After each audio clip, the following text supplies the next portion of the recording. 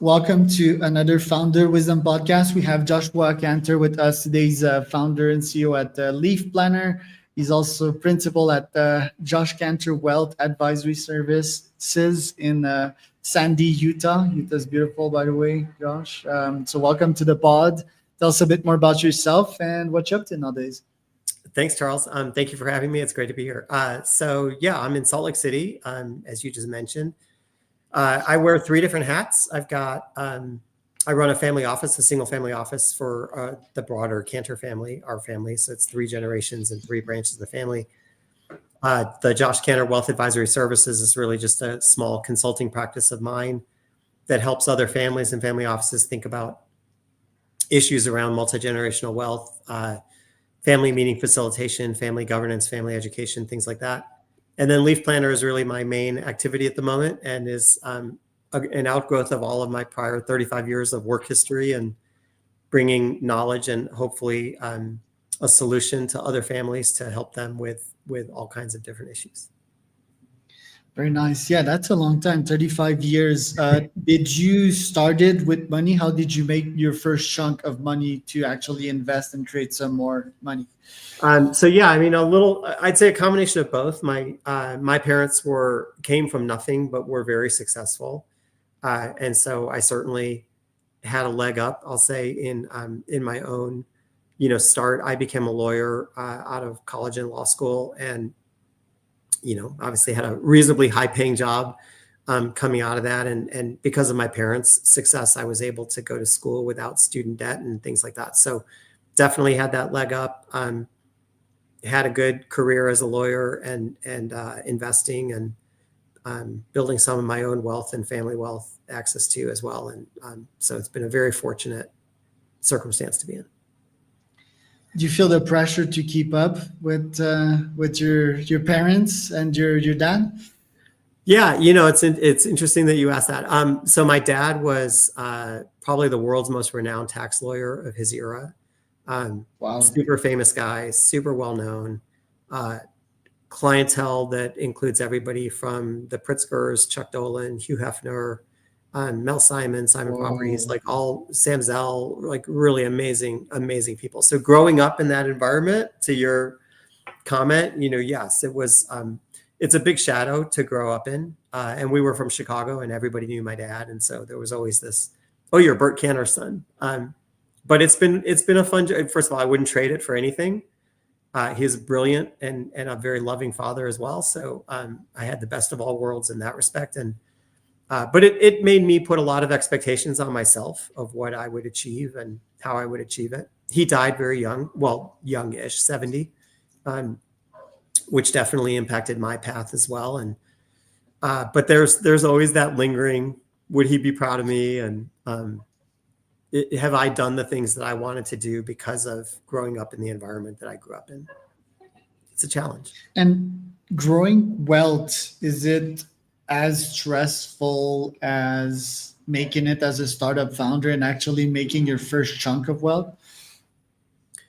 I gotta believe it's different for everybody. I think for me, slowly accumulating wealth from a career like being a lawyer, and then for me, a family office executive, was less stressful than, even though I'm doing this at 63 years old as a founder of this company, it's the stress of, either zero or success is definitely a different kind of stress than that slower, steady, kind of progression. And maybe part of that is just because I am older. And so, this is kind of my last, hopefully not my literally last, but this is my big last hurrah, right? My last chapter to say, hey, I want to go build this company. So it's got to be different than being 30 and doing this and saying, oh, well, if this fails, I'll do it 3 more times. But so yeah, it's definitely, I'm working as hard and as stressed as I was since I was a first year lawyer. And that's a long time ago. So, do you believe in retirement? I believe in having the time to do the things that I want to do. I'm not sure, my wife and I joke that we both work really hard. I don't think traditional definition of retirement is something I could ever do. But could I sit on a few boards and work with a few families and really be able to do that at the pace that I want to do it? I kind of hope so. But I didn't have to start this company. So as my wife likes to say, you do this to yourself. And I keep signing up for more and more things. And it just, so I don't know. I don't know if I believe in retirement. We'll see. Yeah, Ask me in it's like 15 years. you. Yeah. There you go. I think it's you stress, right? I think it's you want some stress in your life to create growth and to add to your actual lifespan and quality of life and having fun. You don't want to just retire in front of a Right. boring TV and get like zombie zapped on a daily basis, like Right. the classical definition of retirement, right? Yeah. I think that's definitely true. I mean, I feel like I've lived almost my entire professional life on what I say is the border of chaos and boredom. And it's a really thin line. Like for me, it's really, I could sit around one day and just be like, I have no idea. I mean, clearly I have things to do, but the chaos helps push me to do them. It gives me that motivation. So yeah, I think that's absolutely right.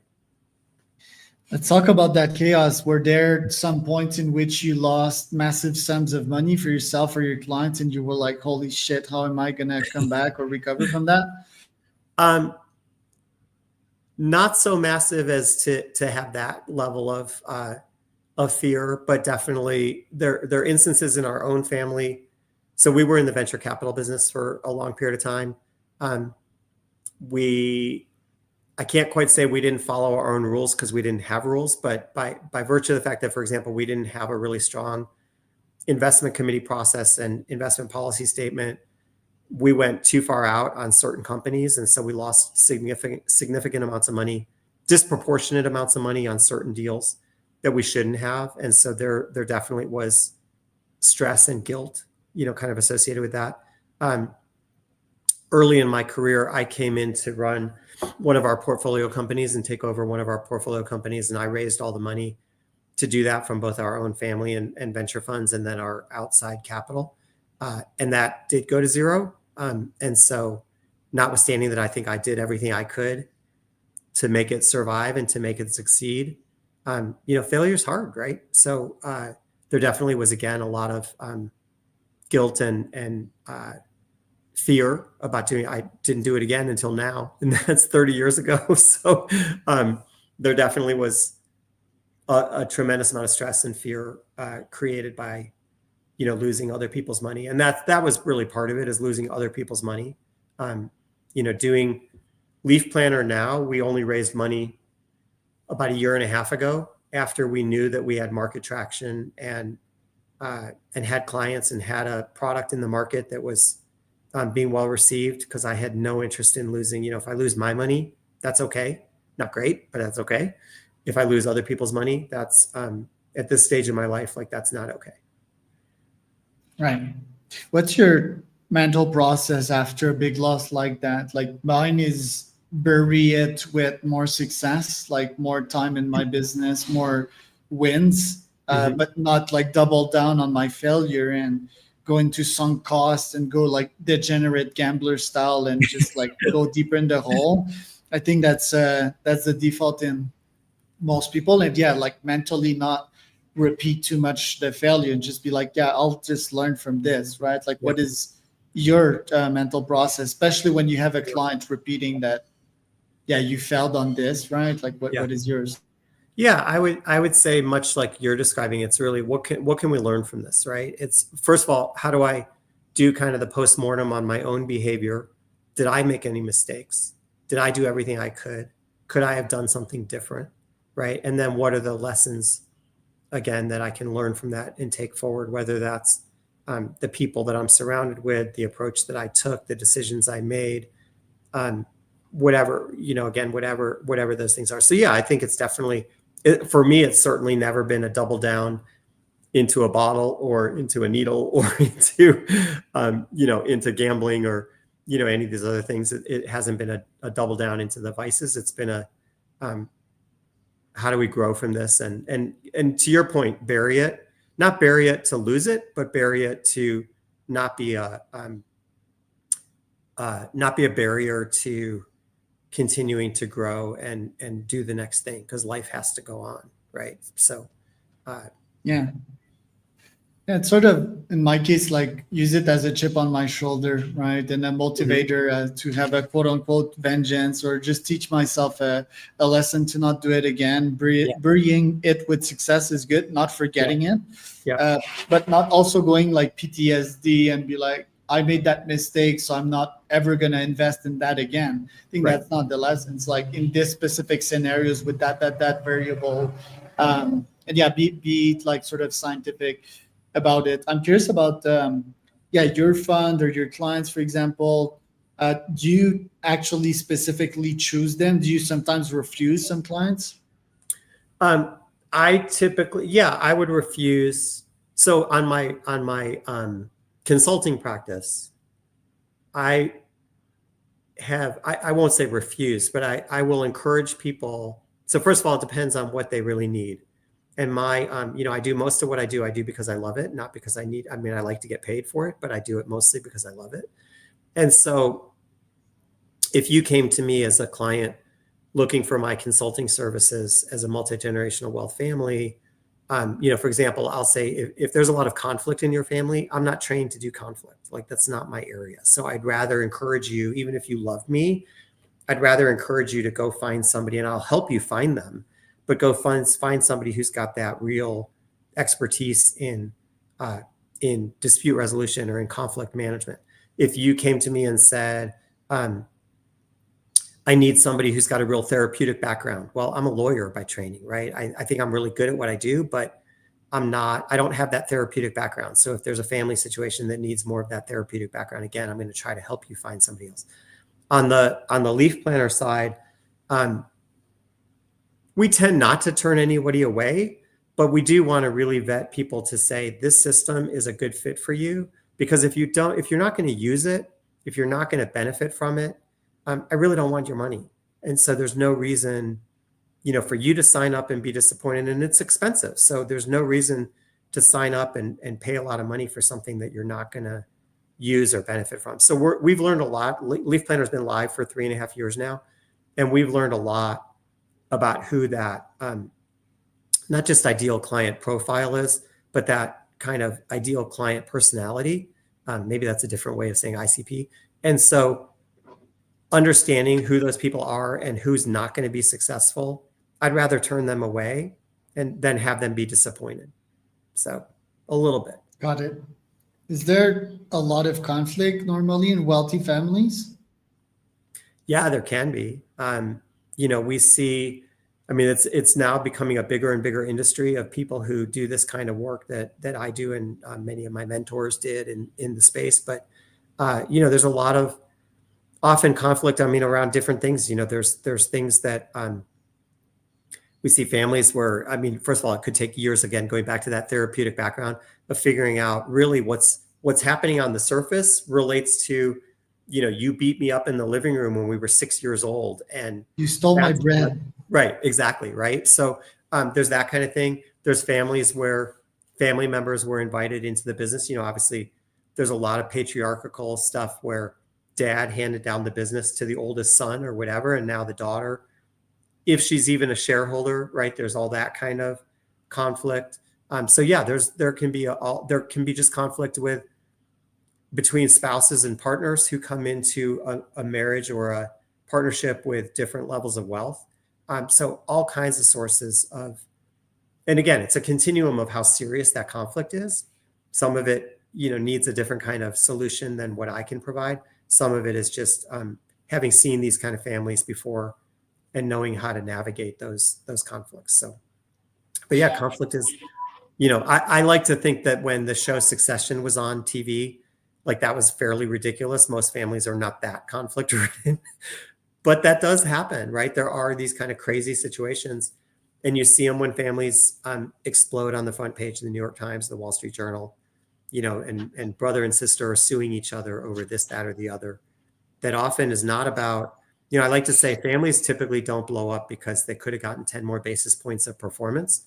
They blow up because sister and brother hate each other, haven't been able to communicate with each other, mom and dad didn't describe why they did what they did, whatever it is, it's typically not investment performance that drives, families into that kind of conflict.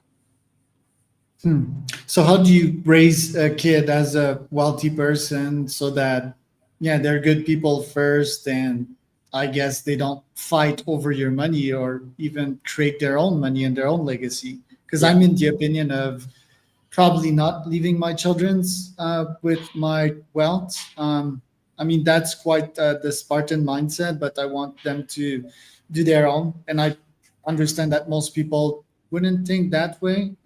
Yeah. But I don't believe that. I believe way more into educating them rather than to leaving them with piles of money. Mm-hmm. Um, I think it's a really interesting question. First of all, I would say it's a fine line between what I would say is parenting and then also what is sort of best practice in multi-generational wealth, if you think of that as an industry separate from parenting.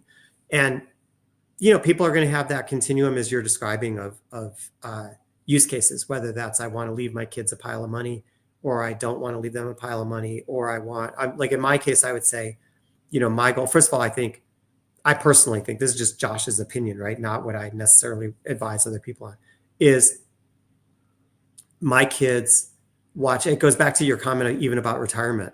My kids watch me and my wife both work 60, 80 hours a week, right? They know we're loving parents. They know we're there for them whenever they need us. But they also know that, notwithstanding that we don't have to, that we work really, really hard. And it's important to us to be contributing members of society, whether that's in the philanthropic world, whether that's in our work, whether that's in our community, whatever it is. And so I think part of it is just making sure that what we're first and foremost doing is passing on those values.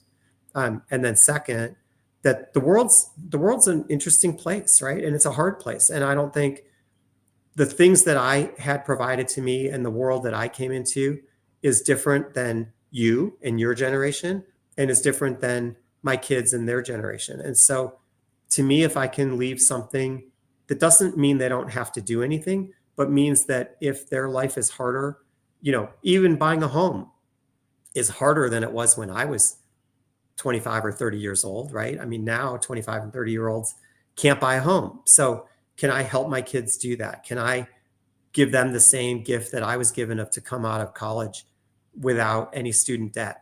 So to me, it's not necessarily about how big is the pile of money I'm going to leave them or what kind of opportunity, but it's along the way, how can I train them, as you were saying, to be good people first, and understand the benefit that they've got and the family that they're coming from, and frankly, just how lucky that is.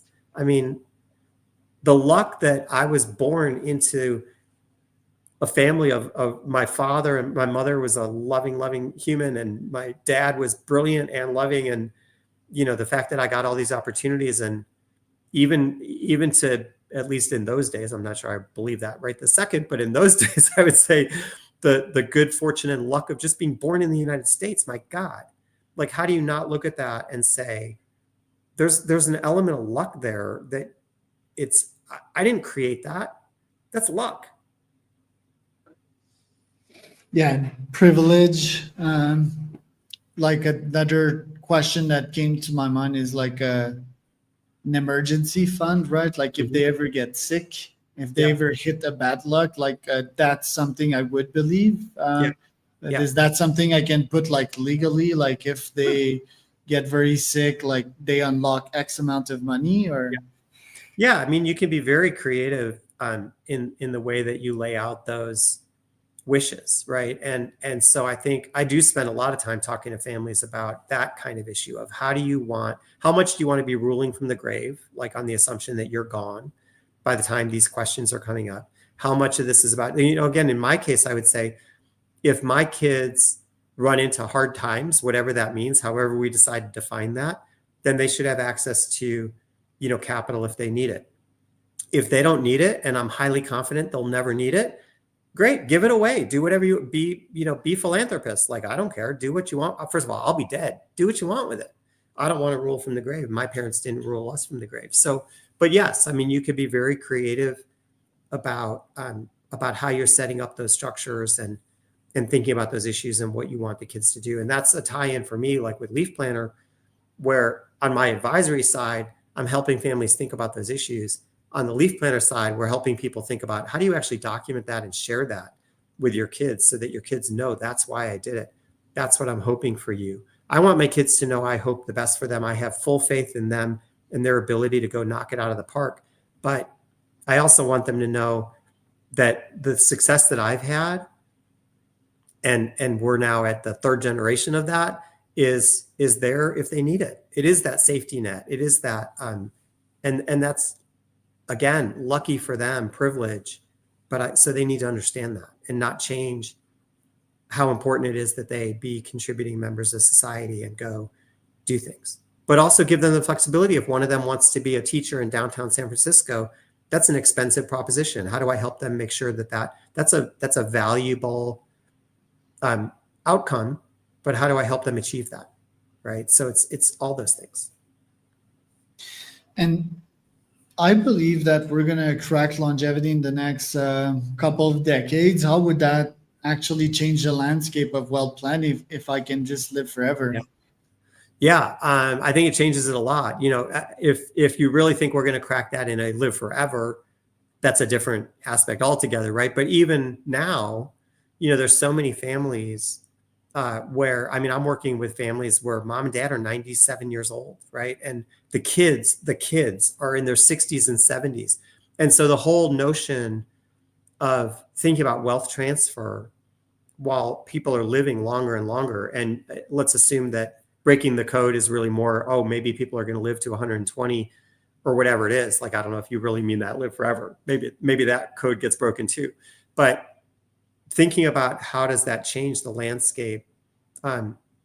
Even now, today, when I'm working with those families where mom and dad are 97 and the kids are 60 and 70, the attitude shift that requires, if you're going to say, well, my kids are going to get this when I'm dead. Well, my God, your kids are going to be near death by the time they get it, right? And so there's a whole different perspective on that wealth transfer, multi-generational wealth industry around exactly what you're getting at when you talk about cracking that longevity code.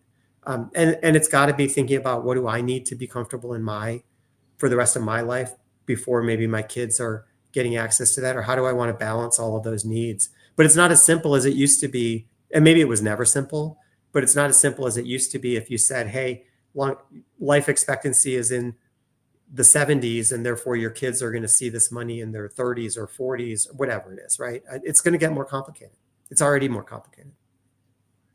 Right. And as someone that grew up with a dad as a tax lawyer, what's your philosophy on how much percentage should go back to society? I guess the government's a bit greedy on what it wants. Like, that's the first state of mind, like 30-40%. That is crazy, especially if you're an entrepreneur. How does one determine how much back should be paid to society? Is it like what roads you use, what public services you use, how much you want to contribute to your country, how much the ancestors that built this country are responsible for your success? How do you think about that? Yeah, I think so. I'm going to be on a pretty far extreme on the other side of that equation to say, I really feel personally, again, none of this stuff, entrepreneurs who are wildly successful did not do it on their own, right? To your point, they did it because if they're here in the United States, they did it because they were in a capitalistic society that is protected, that has open markets, that has roads, that has highways, that has transportation systems. It's got all these things that were provided to allow you to be successful. So I'm not one to say, and the other side of that, by the way, I would say, for me is, and having been in the venture capital business for a really long time, I have never met anybody. I would love to meet somebody who says, I have a great idea and I would start a company if only tax rates were lower. Bullshit. Nobody says that. Everybody says, I have an idea. I'm going to go build $1 billion business. Nobody says I'm not going to do it because I'm paying taxes. So taxes are, unfortunately, I'm going to say, probably controversially, taxes are the price of a civil society. Now, you can argue about how high they should be and who should pay them. And I personally believe in a progressive tax system and that the wealthy, including me, should pay more. And that's okay. Do I believe that back in the 1950s and 60s when my dad was practicing, and the marginal tax rate in the United States was 94%. okay, maybe that's a little extreme, right?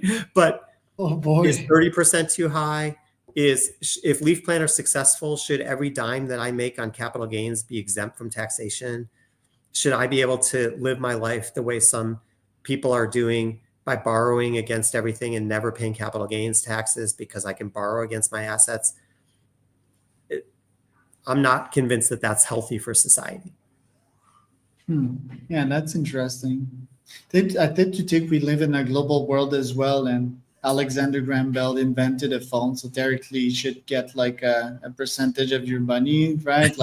I believe in a new taxation system that would be probably AGI led, that would calculate exactly who contributed to your Mhm. life the most, including if a country is an entity, right? I'm also not so bullish on the meaning of countries, and I'm more of a believer in a sovereign state concept, which is quite futuristic, but Yeah. yeah, certainly in throwing out new concept ideas, testing them out, and giving back for sure, because it's super arrogant to think that yeah, you build it all by yourself, right? Even if Yeah. you're Yeah. self-made, you're not. Right. Josh, thanks for your time today. Thank you. Where can people find out more about you and your company? I'm certainly on LinkedIn, easy to find, and Josh at leafplanner.com, or leafplanner.com is our website. And love to talk to anybody about any of these issues. It's fun to chat about. And thank you so much for having me. My pleasure. So that was Josh, and